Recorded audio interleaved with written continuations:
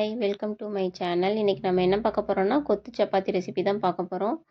அதுக்கு ஒரு பவுலில் கொஞ்சமாக மாவு ஆட் பண்ணிக்கோங்க. உங்களுக்கு எவ்வளோ சப்பாத்தி வேணுமோ அதுக்கேற்ற மாதிரி மாவு ஆட் பண்ணிவிட்டு கொஞ்சமாக சால்ட்டு, ஹாட் வாட்ரு யூஸ் பண்ணி மாவு நல்லா பிசைஞ்சு வச்சுக்கோங்க. ஹாட் வாட்டர் வந்து ரொம்ப ஹீட்டாக வேணாம், நம்ம கையில் மாவு பிசைகிற அளவுக்கு ஹீட் இருந்தால் போதும்.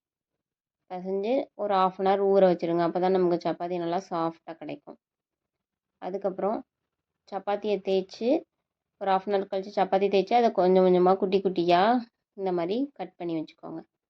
இது ஒரு ஓரமாக இருக்கட்டும். ஒரு கடாய் வச்சுக்கோங்க. அதில் கொஞ்சமாக ஆயில் ஆட் பண்ணிவிட்டு வெங்காயம் கொஞ்சமாக கட் பண்ணி வச்சுக்கோங்க. அந்த வெங்காயத்தை போட்டு நல்லா வதக்கணும். ஹை ஃப்ளேமில் வச்சு பண்ணுங்கள். நல்லா அது வதங்கிட்டு இருக்கப்பவே உங்கள்கிட்ட என்னென்ன வெஜிடபிள்ஸ் இருக்கோ முன்னாடியே கட் பண்ணி வச்சுக்கோங்க. நான் வந்து கேரட், கேப்சிகம், கேபேஜ் 3ம் கட் பண்ணி வச்சுருக்கேன். அந்த ஒரு வெஜிடபிளாக அடுத்தடுத்து ஆட் பண்ணி அது நல்லா மிக்ஸ் ஆகிற அளவுக்கு கொஞ்சம் பாதி வெந்தால் போதும். அது அளவுக்கு நல்லா வதக்கிட்டே இருக்கேன். இப்போ அடுத்து கேபேஜ் தான் நான் ஆட் பண்ண போகிறேன். அது நல்லா அதையும் போட்டுட்டு நல்லா வதக்கிட்டே இருங்க. அது ஓரளவுக்கு கொஞ்சம் வெந்து வந்ததுக்கப்புறமா இஞ்சி பூண்டு பேஸ்ட் கொஞ்சமாக போட்டுக்கோங்க. நீங்கள் ஸ்டார்டிங்லேயே ஆயில் ஆட் பண்ணோன்னே கொஞ்சமாக இஞ்சியும் பூண்டும் குட்டி குட்டியாக கட் பண்ணியும் போட்டுக்கலாம். எனக்கு இப்படி போடுறது தான் பிடிச்சிருக்குன்றக்காக போட்டிருக்கேன். அப்புறம் ஒரு எக் ஆட் பண்ணிக்கோங்க.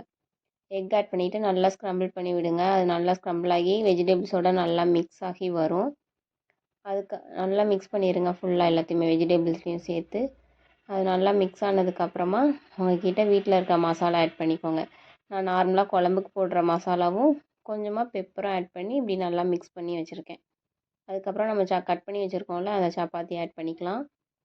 சப்பாத்தியை ஆட் பண்ணிவிட்டு சாஸ் இப்போ இந்த டைமில் நம்ம சாஸ் ஆட் பண்ணிக்குவோம்.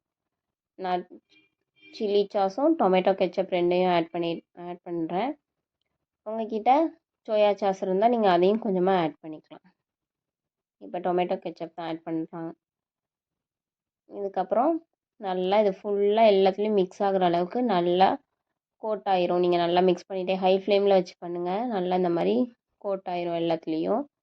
அதுக்கப்புறம் கொஞ்சமாக கொத்தமல்லி இலை கழுவி வச்சுக்கோங்க. அதை கட் பண்ணி குட்டி குட்டியாக போட்டுருங்க. அவ்வளோதான்.